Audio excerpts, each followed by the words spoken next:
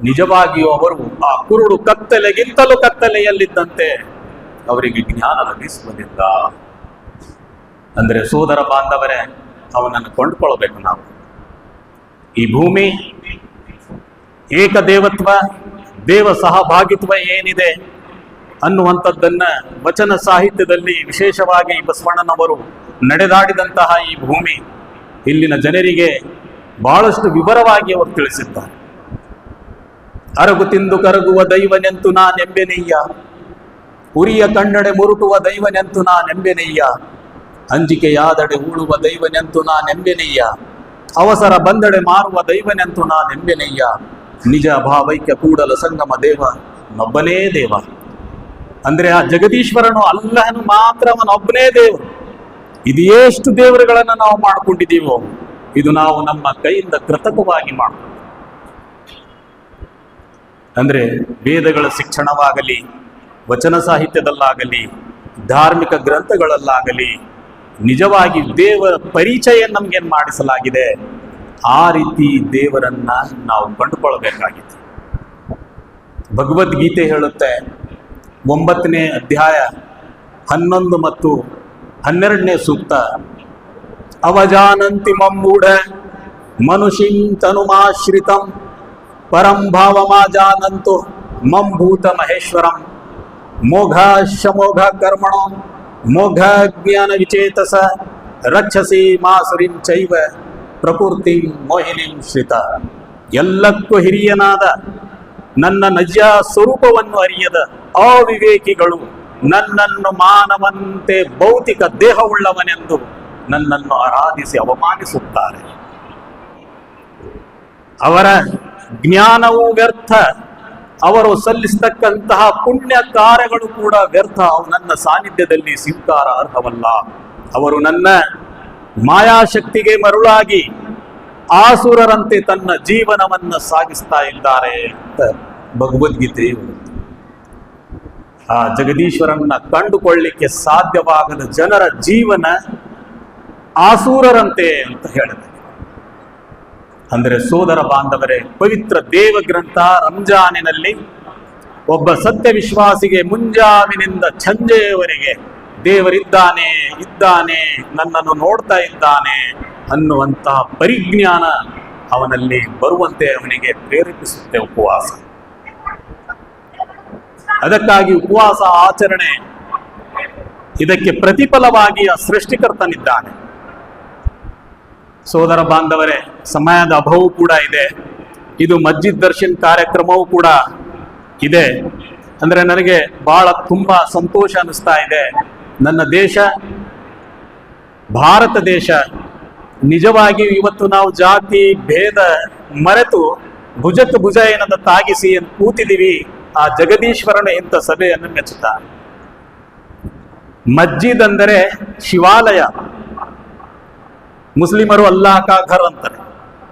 ಶಿವಾಲಯ ಅಂದ್ರೆ ಆ ಶಿವನ ಆಲಯ, ಅವನ ಮನೆ. ಮಾತು ಬೇರೆ ಬೇರೆ ಆಗಿರಬಹುದು, ಶಬ್ದ ಒಂದೇ.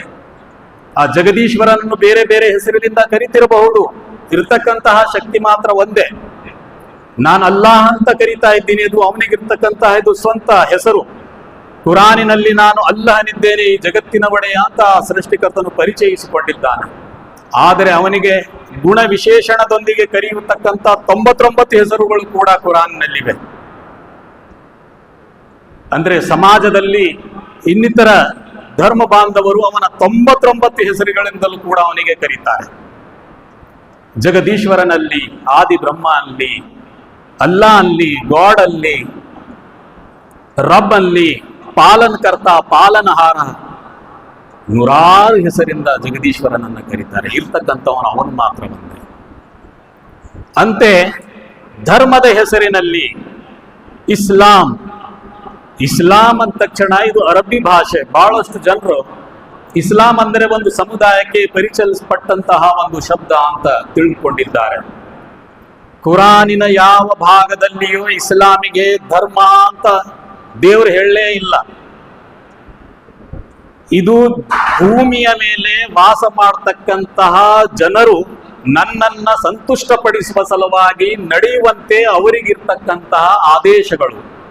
ಜೀವನ ಪದ್ಧತಿ ಅಂತ ಸೂಚಿಸಲಾಗಿದೆ. ಆದರೆ ಇದೇ ಪದ್ಧತಿಯನ್ನ ಮೊದಲು ಬಂದಂತಹ ಪ್ರವಾದಿಯ ಅನುಯಾಯಿಗಳು ಅದಕ್ಕೆ ಧರ್ಮ ಧರ್ಮ ಅಂತ ಕರಿತಿದ್ರು. ಅದೇ ಆಧಾರದ ಮೇಲೆ ಇಸ್ಲಾಮಿಗೂ ಕೂಡ ಜನರು ಇಸ್ಲಾಂ ಧರ್ಮ ಅಂತ ಕರೀತಾರೆ. ಇಸ್ಲಾಂ ಅನ್ನುವಂತಹ ಪದ ಶಾಂತಿ, ಶಾಂತಿ ಮತ್ತು ಶರಣಾಗತಿ, ಶಾಂತಿಯಿಂದ ದೇವ ಸಾನ್ನಿಧ್ಯದಲ್ಲಿ ಶರಣಾಗುವುದರ ಹೆಸರು ಇಸ್ಲಾಂ.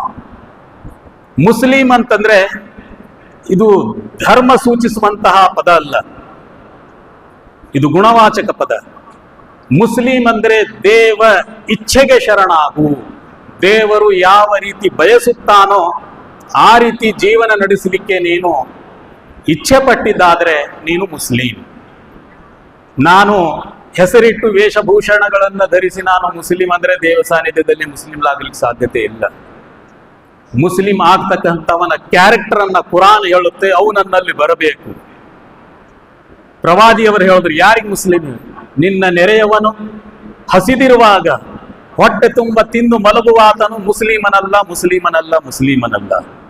ಒಂದು ವೇಳೆ ಆ ನೆರೆಯಾತನು ಏನಪ್ಪಾ ನೀನು ತಿಂದಿದೀಯಾ, ಏನ್ ಹಾಗೆ ಮಲ್ಕೊಂಡಿದೀಯಾ, ಇವನನ್ನು ವಿಚಾರಣೆ ಮಾಡಿದ್ದಾದಲ್ಲಿ ಆ ನೆರೆಯಾತವನ ಹೆಸರು ಏನಾದರೂ ಇರಲಿ, ದೇವ ಸಾನ್ನಿಧ್ಯದಲ್ಲಿ ಅವನು ಮುಸ್ಲಿಮನಾಗಿದ್ದಾನೆ. ಹೆಸರು, ಉಡಿಗೆ, ತೊಡೆಗೆ ಇದು ಯಾವುದು ದೇವರಿಗೆ ಬೇಕಾಗಿಲ್ಲ. ಅವನ ವಿಶ್ವಾಸ ಹೃದಯದಲ್ಲಿದೆ, ಅದರೊಂದಿಗೆ ದೇವರು ಸತ್ಯ ವಿಶ್ವಾಸಿಯನ್ನ ಕಂಡುಕೊಳ್ಳುತ್ತಾನೆ. ಅಂದ್ರೆ ಇದರಲ್ಲಿ ಮಸ್ಜಿದ್ ದರ್ಶನಿನ ಪ್ರೋಗ್ರಾಂ ಕೂಡ ಆಯೋಜಿಸಲಾಗಿದೆ. ಮಸ್ಜಿದ್ ನಾನು ಹೇಳಿದಂತೆ ಇದು ಶಿವಾಲಯ, ಮೊದಲನೇ ಮಸ್ಜಿದ್. ಮೊದಲನೇ ಮಸ್ಜಿದ್ ಕಾಬತುಲ್ಲಾ, ಕಾಬಾ ಭವನ.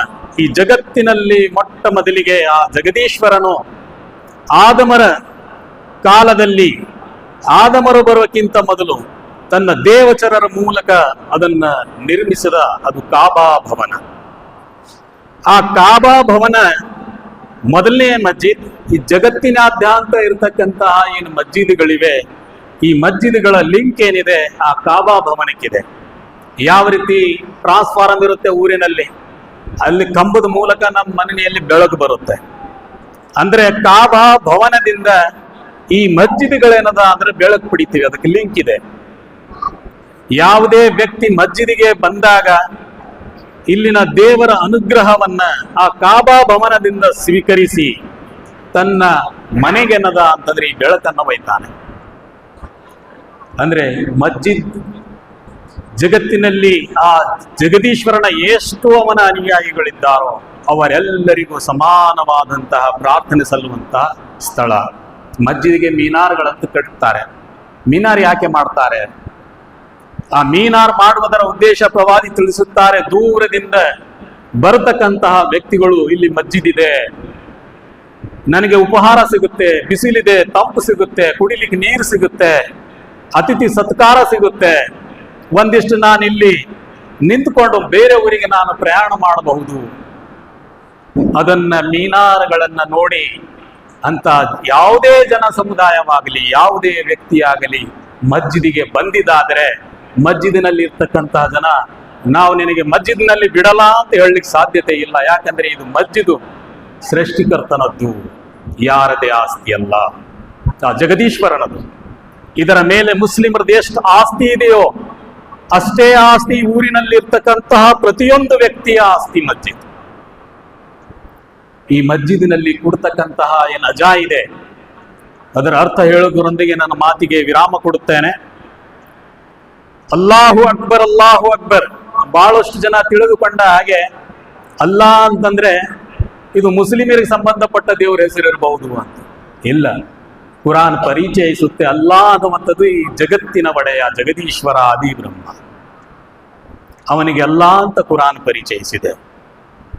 ಕುರಾನಿನಕ್ಕಿಂತಲೂ ಕೂಡ ಭವಿಷ್ಯ ಪುರಾಣದಲ್ಲಿ ಅಲ್ಲಹನನ್ನ ಪರಿಚಯಿಸಲಾಗಿದೆ ಮತ್ತು ಪ್ರವಾದಿ ಮೊಹಮ್ಮದರನ್ನ ಪರಿಚಯಿಸಲಾಗಿದೆ. ಇವಾಗ ಸಮಯ ಇಲ್ಲ ಅದನ್ನು ಹೇಳಲಿಕ್ಕೆ ನನಗೆ. ಅಂದ್ರೆ ಸೋದರ ಬಾಂಧವರೇ, ಅಲ್ಲಾಹು ಅಕ್ಬರ್. ಖರೀದಿಸುವ ಪ್ಲಾನ್ ಇದ್ದೀರಾ? ಹಾಗಾದ್ರೆ ಕೇತಕಿ ಡೆವಲಪರ್ಸ್ ನಲ್ಲಿ ಮೂಲಭೂತ ಸೌಕರ್ಯಗಳುಳ್ಳ CC road, footpath, garden, under drainage, water supply, ಉತ್ತಮ ಪರಿಸರವುಳ್ಳ ಫ್ಲಾಟ್ಸ್ ಲೇಔಟ್ ಲಭ್ಯ. ಬೀದರ್, ಹುಮ್ನಾಬಾದ್ ಸೇರಿದಂತೆ ಹಲವು ಭಾಗಗಳಲ್ಲಿ ಸುಂದರ ಲೇಔಟ್ಗಳಿದ್ದು ಅತ್ಯುತ್ತಮ ಬೆಲೆ, ಇಎಂಐ ಸ್ಕೀಮ್ಸ್ ಅನ್ನು ಲಭ್ಯ. ಹಾಗಿದ್ರೆ ತಡೆಯಾಕೆ, ಹಿಂದೆ ಸಂಪರ್ಕಿಸಿ 7676474747 ಎಂಡಿ ಸಂಗಮೇಶ್ ಚಿದ್ರಿ, ಹುಮ್ನಾಬಾದ್. ಗ್ರಾಹಕರ ಸ್ಯಾಟಿಸ್ಫ್ಯಾಕ್ಷನ್ ನಲ್ಲಿ ನಂಬರ್ 1 ತೃಪ್ತಿಕರ ದೈಹಿಕವಾದ ಹುಮ್ನಾಬಾದ್ನ ಎಸ್ವಿ ಟಿವಿಎಸ್ ಶೋರೂಮ್ ನಿಮಗಾಗಿ ತರುತ್ತಿದೆ ಹೊಸ ಮಾಡೆಲ್ಗಳ ಹೊಸ ಬೈಕ್ಗಳು. ಇಲ್ಲಿ ಟಿವಿಎಸ್ ನ ಸ್ಪೇರ್ ಪಾರ್ಟ್ಸ್ ಹಾಗೂ ಸರ್ವಿಸ್ ಕೂಡ ಲಭ್ಯ. ಹಾಗಿದ್ರೆ ತಡೆಯಾಕೆ, ಹಿಂದೆ ಭೇಟಿ ನೀಡಿ. ನಾಗಲಕ್ಷ್ಮಿ ದಾಬಾ ಹತ್ತಿರ, ಗುಲ್ಬರ್ಗಾ ರೋಡ್, ಹುಮ್ನಾಬಾದ್. ಹೆಚ್ಚಿನ ಮಾಹಿತಿಗಾಗಿ ಸಂಪರ್ಕಿಸಿ 8494951009.